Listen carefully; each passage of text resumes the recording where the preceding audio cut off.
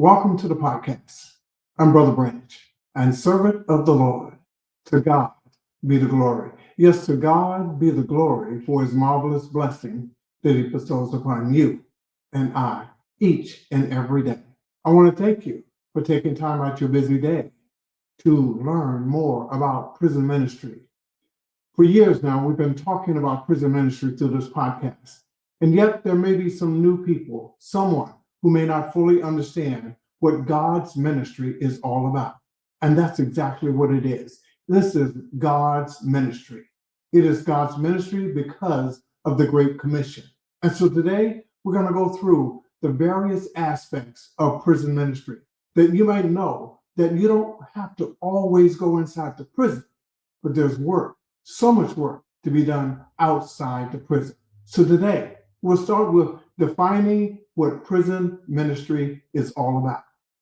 Prison ministry is a Christ-centered work of evangelizing, discipling, and caring for people impacted by crime and incarceration, those who are incarcerated and their spouse, children, parents, and other family members. You see, oftentimes we think of prison ministry as just those who are behind prison walls, but it's so much more. We must remember that for everyone who is locked up, they left someone on the other side of the wall, a family member, be it a child, a spouse, a parent, a sibling, someone else is in prison with them. And so we must understand that prison ministry is much greater than going inside. It's Christ-centered because it's God's ministry. And God has asked each of us to care for all of his people so that they might become faithful followers of Jesus Christ in every stage of their life. And so when we think about prison ministry, we want to look at prison ministry probably from a different perspective. You see, the Bible sets the foundation. The Great Commission, Matthew 28, 18 through 20, means that at least three things for families of the incarcerated, the families and children are prisoners. We go to them with the gospel and share the gospel that they too might come to know Jesus Christ, making disciples of family members as well as those inside the prison, baptizing them on both sides of the prison walls. They are the least of these. Yes, prisoners, families, they are the least of these. They are stigmatized. Many are in shame, don't even want families or others to know that they have a loved one that's incarcerated. They have tremendous hardships because many times the one who is incarcerated is or was the breadwinner. And now because of that, the income, the social life, all of those things begin to change and the emotional trauma sets in. And so prison ministry through the Great Commission says that if you and I are doing God's work, that is the Great Commission, how then can we leave prison ministry out? You see, the Great Commission says, go to all the world. All the world means every single one, that we cannot leave out anyone. It says, go and make disciples of all nations, teaching them to obey everything I have commanded you. You see, it's an evangelistic. Pastors and reverends and clergy talk about baptism and evangelizing and bringing people into the church. There's a whole field, a whole missionary field out there called prison ministry that we all need to partake of, that each one of us can be an asset, a tool in which God has called us to do. This Great Commission fits prison ministry because it's clear. The mandate says, go, make disciples of all nations. So the question would be, how then could you do the Great Commission and leave out prison ministry? I would suggest that it's not possible. It's not possible because God has asked us to be disciple making of everyone, not to leave anyone out. This would include Bible study, leadership development, sharing Jesus with everyone. That is the goal, to share Jesus with everyone, regardless whether they're incarcerated or not, a family member of someone who's incarcerated or not. It's a global and cross-cultural thing. It is crossing language barrier. It is all about us doing the work that God has set for each one of us to do. It's a commitment not something we just start today and do for a little while, but it's a lifelong commitment. The reason why? Because the Great Commission is lifelong. It's nothing that we would just start and finish. For if we're working for the Lord, we'll be working for the Lord for the rest of our lives. And so prison ministry is divided into these different areas that we're focused on today. Number one, prayer warriors. Number two, letter writing. Number three, angel tree. Number four, reentry. Number five, video conferencing. Number six, family ministry. And then number seven, worship inside prison walls. You see, not everyone will have all seven components of these, but you can learn about them and find out how you can get involved with each one of them. Prayer warriors. That's a simple ministry, but it touches so many lives. It is all about praying for the families and for the individuals. Prayer sessions in small groups. We provide a list. From those who are going inside, they have access to those. They can give them their prayers, their prayer requests, and bring them out and give them to small groups. And then they pray over that prayer request and those individuals. And then the second part of it is that we create postcards with prayers on it, and then we mail them to them. Mailing postcards to individuals with prayer on the back, letting them know that we have not forgotten them, letting them know the importance of prayer and the power behind prayer. Each postcard is reviewed before it goes out. And so we make sure that your personal information is protected. Your name never appears on the card. Your address never appears on the card. What appears on the card is a P.O. box that connects the inmate with our letter writing. So therefore, when an inmate receives that postcard with that prayer on it, who the prayer warriors have been praying about, when they become excited, say, I'd like to reach out to them. And what the address does is connects them to letter writing. Letter writing, providing the opportunity for them to be a pen pal. You see, prayer works in so many different ways. And each one of us know and understand what prayer is all about. And so we want to include this as part of our ministry. It does not require you to go inside. It's simply a commitment to pray for someone else. That's what Jesus asked us to do, to pray for others.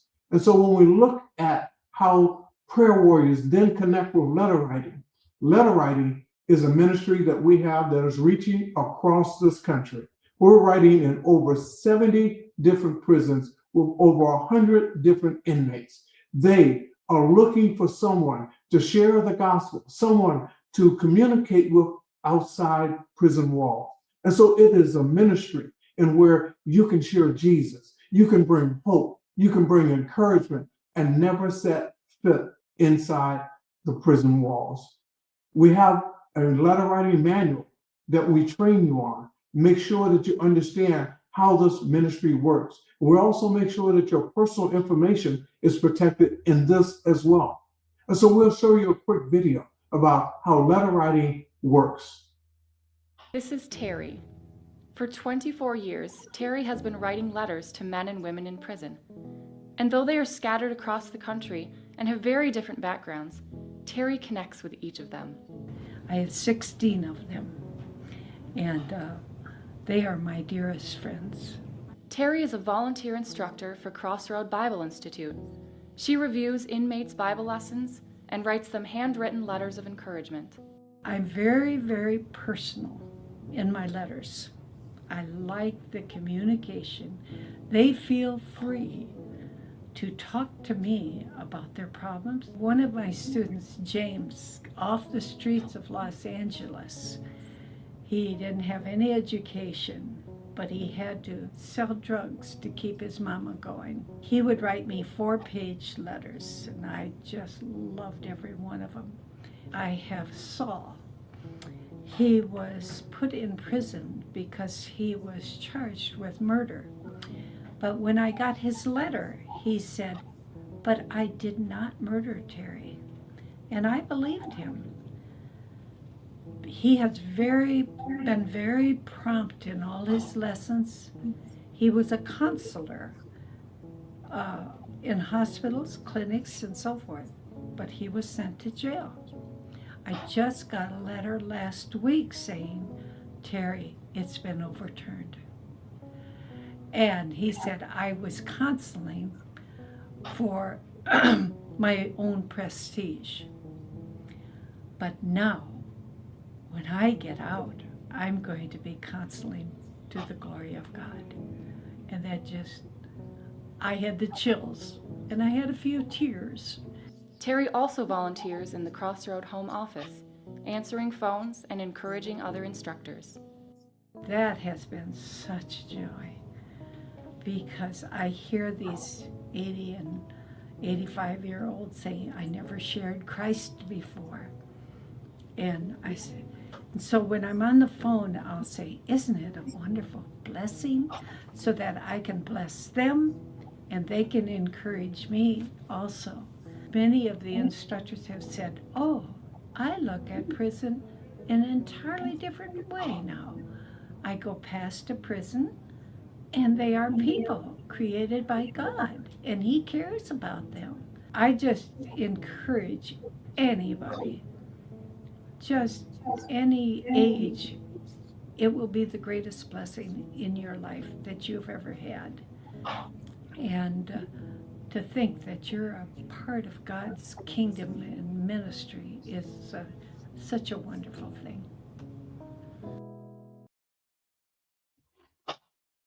And so I just encourage anyone that has the desire to do letter writing to understand the need for that.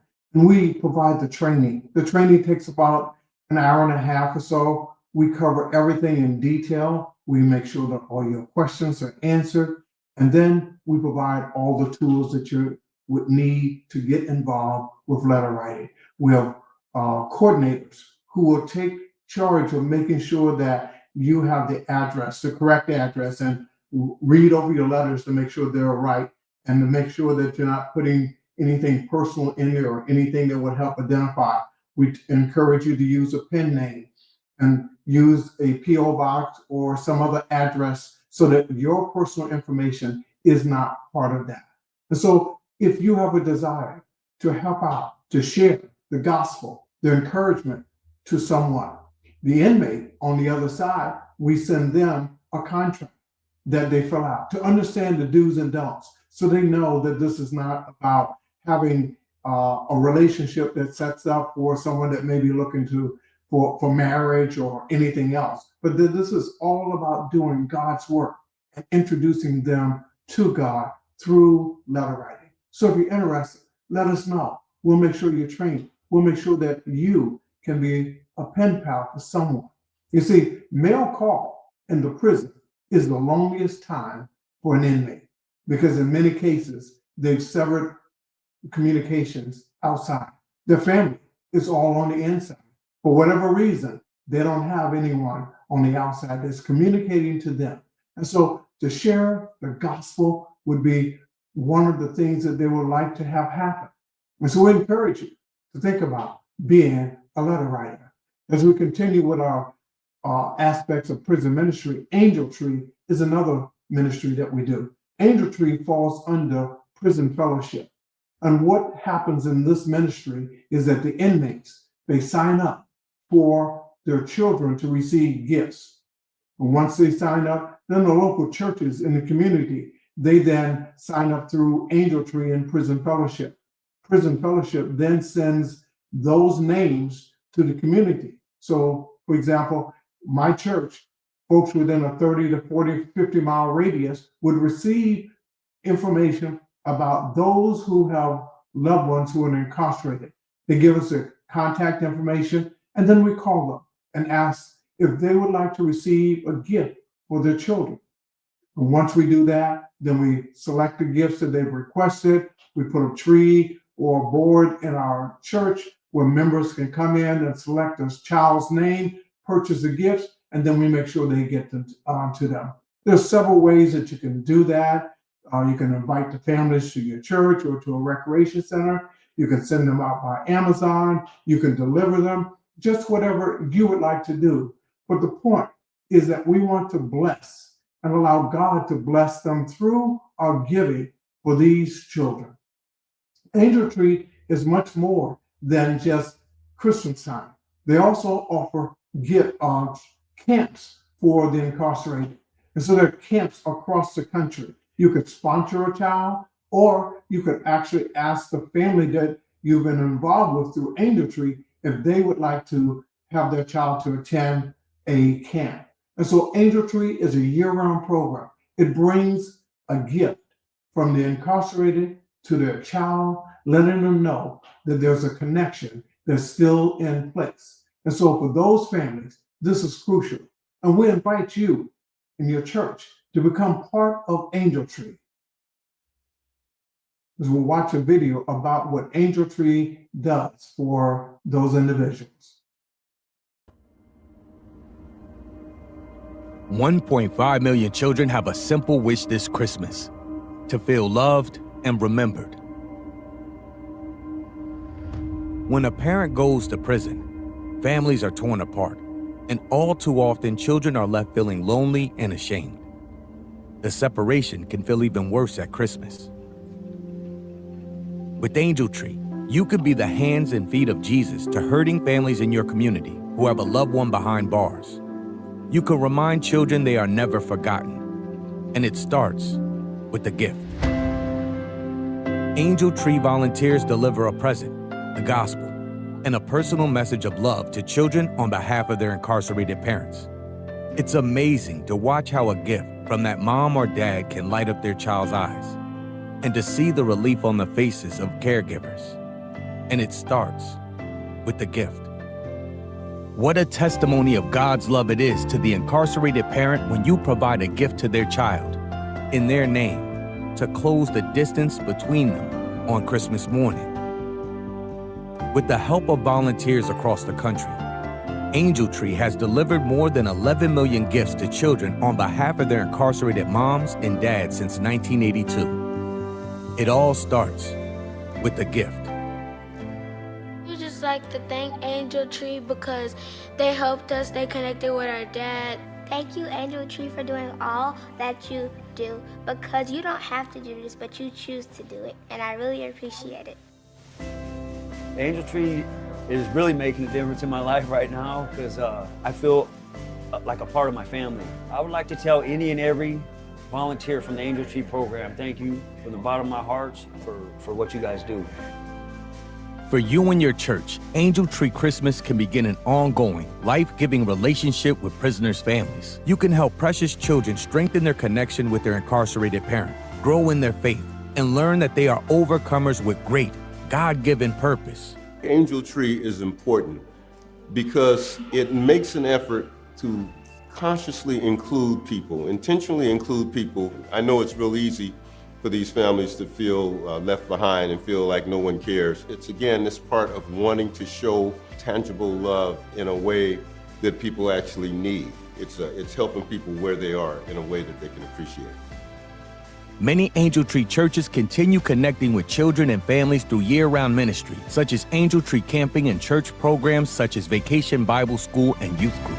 Thank you, Angel Tree. Thank you, Angel Tree. You give a gift. Families unwrap hope.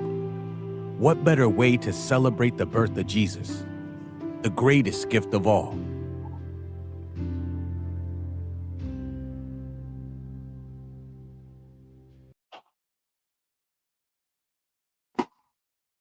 So when we think about Angel Tree, when we think about a commitment, think about there's a child, there's a family that's in need year round. And so we encourage you to get involved with Angel Tree.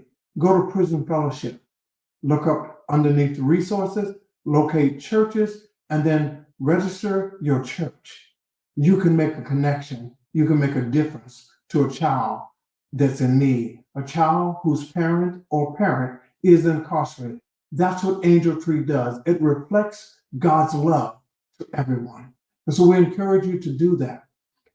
Next part of the ministry that we talk about is that when this part of the community reaches out to these families, just imagine a stranger calling you that you don't know, and says to you, we would like to provide for your child this Christmas. Let us know what your child would like to have. We'd like to sponsor your child to a camp. Let us know if you're interested in it. So Angel Tree reaches out. The other part of our presentation deals with video conferencing. Video conferencing is relatively new for some folks, but what it does, it allows live connection, like a Zoom meeting in a way, where GTL allows the families to connect with the incarcerated, a 20-minute or a 50-minute presentation where they can see each other live and talk to one another. You can get a chance to check on your loved one and just see what they look like. For some, the drive is too far away. For others, they may not even have transportation. And so this serves as a tool where the families can stay connected. At our local churches, we have 4 different churches in the Potomac Conference that is reaching out through video conferencing that allow the families to come to their church. They sign up through the prison, meet all the qualifications through that, and then the prison sends us the names of the individuals who's coming and the time and who they're meeting with, so that they can have the opportunity to see their loved ones. And so we encourage you to consider video conferencing. That is done through assisting families of inmates in the state of Virginia. And right now, that's the only one that's happening across. But also in many places, they now have tablets where families can do video conferences and computers through that very same thing. Reentry is one of our biggest and most needed programs in prison ministry. It is all about those who are leaving the prison and have to reconnect, not only with family, but with the community, to understand what that's all about, to understand the needs. Some have been incarcerated 30, 40, even 50 years. And so lots have changed. And so there is a need to help them with transportation, a need to help get Social Security identification, driver's license, medical appointments, and so much more. This jobs, housing, all of this falls under the reentry. And so we encourage you to understand the need for reentry in our society. And so we'll look at what reentry looks like, how it impacts our individual in a very quick video.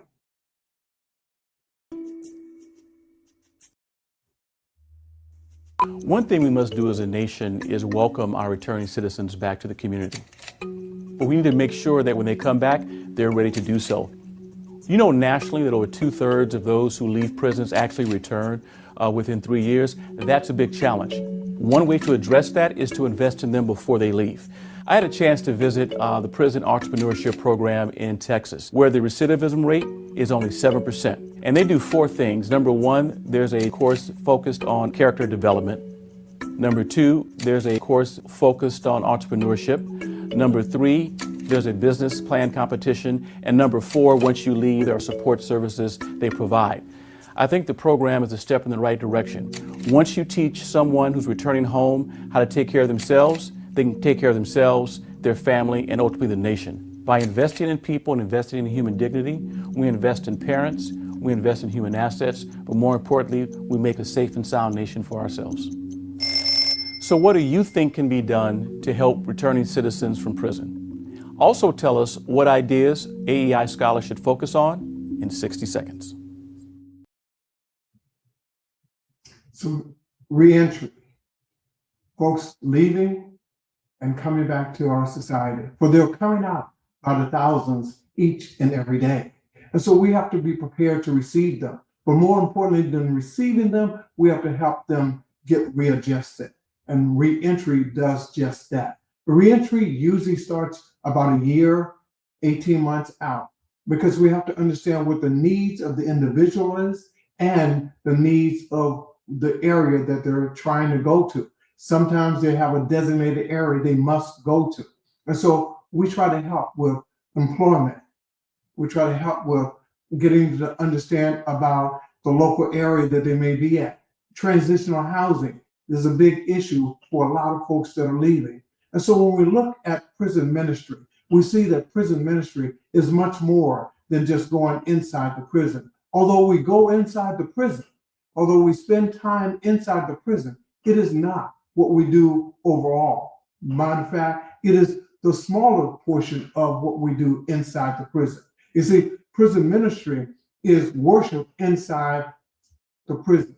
We do Bible study, we do baptism, we do training, discipleship inside that. And so, even though most people think the definition of prison ministry is going inside the prison, I want you to understand there's so much more. And more of the work is done outside of the prison than inside the prison. And so I pray that as you look at this presentation we did today, the different aspects of prison ministry, that you would prayerfully consider giving your heart to God about where does God want you to work in prison ministry? How can I make a difference in my family, in my church, in my community? What is it that God would have me to do when it comes to prison ministry? Again, Matthew 28:18-20, the Great Commission says, "And Jesus came and spoke unto them, saying, All power is given unto me in heaven and in earth. Go ye therefore and teach all nations." God is directing you and I to go forth. Go ye, that's you and I. Therefore, that's everywhere. All over there are prisons, and God is calling you and I to do just that. So think about it, pray about it, what you would want to do with prison ministry. God bless you.